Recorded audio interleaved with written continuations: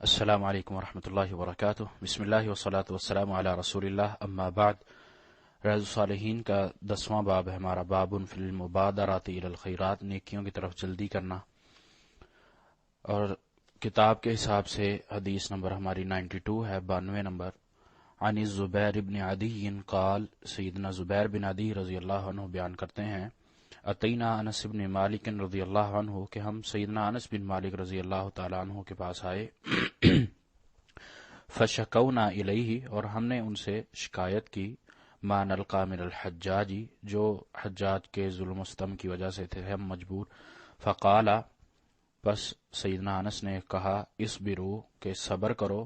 فإنه لا يأتي زمان الا، اب ایسا زمانہ نہیں آئے گا، بے شک ایسا زمانہ نہیں آئے گا مگر کہ والذی بعدہ شر منہ، کہ اس سے زیادہ اس میں شر ہو یا اس سے زیادہ بدتر ہو، حتی تلقوا ربکم، یہاں تک کہ تم اپنے رب سے جا ملو۔ سمعتہ من نبیکم، سیدنا انس کہتے ہیں کہ میں نے آپ کے نبی سے سنا ہے، یعنی محمد علیہ الصلوۃ والسلام سے سنا ہے۔ رواہ البخاری، یہ بخاری کی حدیث ہے۔ سیدنا زبیر بن عدی رضی اللہ عنہ کی یہ حدیث جو سیدنا انس سے وہ مروی ہے، نقل کر رہے ہیں، سیدنا انس بیان کر رہے ہیں اللہ کے نبی صلی اللہ علیہ وسلم کی حدیث، کیونکہ سیدنا زبیر نے یہ شکوہ کیا تھا کہ حجاج بن یوسف جو اس وقت کے حکمران تھے وہ کچھ سخت تھے، سخت بلکہ زیادہ سخت تھے، اور ان کی سختیوں کی زد میں مسلمان بھی، اور صحابہ کرام کے دور جو تھا، خاص کر سیدنا عبداللہ بن زبیر کا واقعہ تو وہ بھی درپیش آیا تھا، تو اس کی شکایت وہ کر رہے تھے، جس کے جواب میں سیدنا انس نے کہا کہ یہ ابھی زمانہ اچھا ہے، بہتر ہے، اس کے بعد جو آئے گا وہ اس سے بھی زیادہ خراب ہوگا، اس سے بھی زیادہ معاملات کشیدہ ہوں گے۔ تو اس سے ان کی مراد یہ تھی کہ انسان کو اپنے معاملات بہتر سے بہتر کرنے ہیں، اچھے سے اچھے کرنے ہیں، وہ جتنا ہوتا ہے نیکیاں کرے، نیکیوں میں بڑھ چڑھ کر حصہ لے، اپنے رب کو یاد کرے، اپنے اللہ کی طرف رجوع کرے، کیونکہ جس زمانے میں وہ ہے وہ زمانہ جس حد تک وہ پا رہا ہے بہتر ہے، اس کے بعد جس طرح وہ آگے وقت بڑھتا جائے گا، قیامت قریب آتی جائے گی، رسول اللہ صلی اللہ علیہ وسلم کی بتلائی ہوئی نشانیاں اور اس کے علاوہ بھی قیامت کی نشانیاں پوری ہوتی جائیں گی، اور انسان قیامت کے دن کی طرف بڑھتا جائے گا، موت کی طرف اس کا سفر طے ہوتا جائے گا۔ اس وجہ سے اس کو جتنی جلدی ہوتا ہے وہ اپنے معاملات میں، اپنے آپ کو سنبھال لے، اور ہر وقت نیکی کو میسر رکھے، ہر وقت وہ نیکی کی تڑپ رکھے اور اللہ کی طرف رجوع کرتا رہے، اس میں اس کی بھلائی ہے۔ اور اسی طرح جب اس کو اچانک موت نے آ لینا ہے تو اس کے پاس نیکیوں کا خزانہ ہوگا تو اس کی موت بھی بہتر اور اچھی ہوگی۔ اسی طرح دوسری حدیث ہے، عن ابی ہریرہ رضی اللہ عنہ ان رسول اللہ صلی اللہ علیہ وسلم قال، سیدنا ابو ہریرہ رضی اللہ تعالیٰ عنہ رسول اللہ صلی اللہ علیہ وسلم بیان کرتے ہیں، بادروا بالاعمال سبعا، کہتے ہیں کہ اللہ کے نبی علیہ السلام نے فرمایا کہ 7 چیزوں سے پہلے نیک اعمال میں جلدی کر لو۔ هل تنظرون الا فقرا منسیا، کیا تم ایسے فقر کا یا ایسی فقیری کا انتظار کرتے ہو جو بھلا دینے والا ہو، یعنی وہ فقیری میں تم دیگر چیزیں ساری بھول جاؤ تو اپنے اس معاشی حالات کی کشیدگی میں ہی پڑ جاؤ، او غنن مطغین، یا ایسی دولت مندی یا ایسا غنا جو تمہیں حد سے تجاوز کر دینے والا بنا دے، یعنی تم نیک اعمال سے پھر بھول جاؤ، نیکیوں کو بھول جاؤ اور اپنے مال پر فخر کرنے لگ جاؤ، او مرضا مفسدن، یا ایسی بیماری جو بگاڑ دینے والی ہو، یعنی بیماری آلے اور آپ عبادات اور نیکیاں کرنے سے بھی محروم ہو جاؤ، او حرمن مفندن،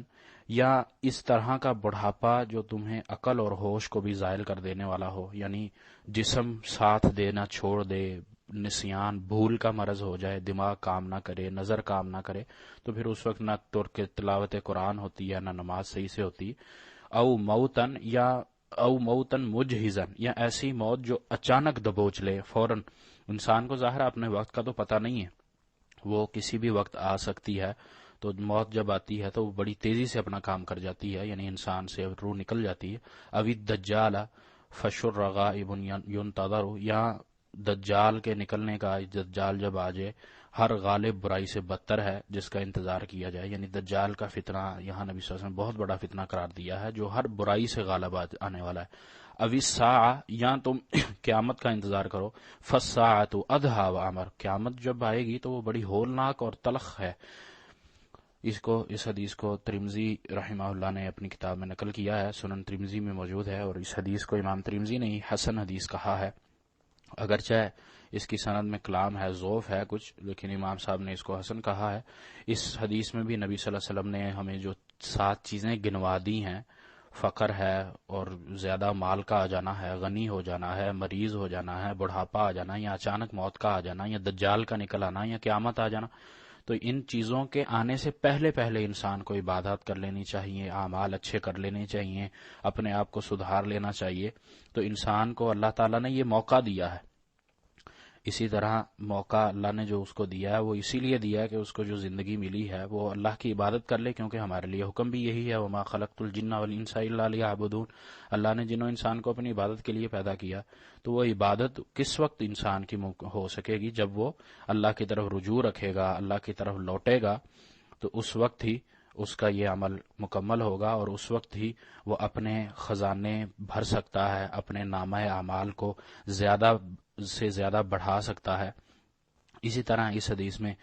ہمیں قیامت کے بارے میں نبی صلی اللہ علیہ وسلم بتا رہے ہیں کہ انسان کو موت آنی، اس کے بعد اس کا حساب کتاب ہونا ہے، ایک دن اللہ کے سامنے کھڑے ہونا ہے اور اس کو یہ حساب دینا ہے۔ اسی طرح ایک دوسری حدیث سے نبی صلی اللہ علیہ وسلم نے جو انسان کو 5 چیزوں کے غنیمت جاننے کا بتلایا ہے کہ 5 چیزوں پہلے غنیمت جان لو، اس میں بھی صحت کا ذکر ہے، بڑھاپے کا ذکر ہے، بیماری کا ذکر ہے، اپنا غنی ہونے کا، فقر سے پہلے غنی کو اس کو سنبھال لینے چاہیے، اپنی مشغولیت، انسان کی مشغولیت سے پہلے فراغت کو غنیمت جاننا چاہیے، اسی طرح موت سے پہلے اس زندگی کو غنیمت جانتے ہوئے اس کو نیک اعمال کر لینے چاہیے، اپنے آپ کو سنوار لینا چاہیے۔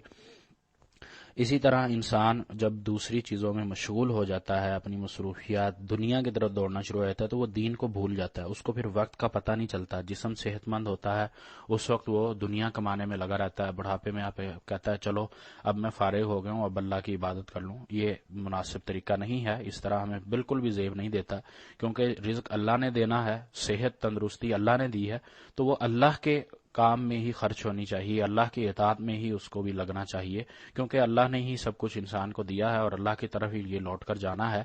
تو انسان کو یہ موقع جو اللہ نے دیا ہے اس سے زیادہ فائدہ اٹھا کر اس سے مقصد کو حاصل کرنا چاہیے اور اپنی آخرت کو سنوارنا چاہیے۔ اللہ تعالیٰ سے دعا ہے کہ اللہ تعالیٰ ہمیں صحیح سمجھ کر عمل کرنے کی توفیق عطا فرمائے اور ہمیں ہر قسم کی ریاکاری سے بچاتے ہوئے صحیح خالصتاً للہیت کے لیے عمل کرنے کی توفیق دے۔ وما توفیقی الا باللہ، علیہ توکلت و الیہ انیب۔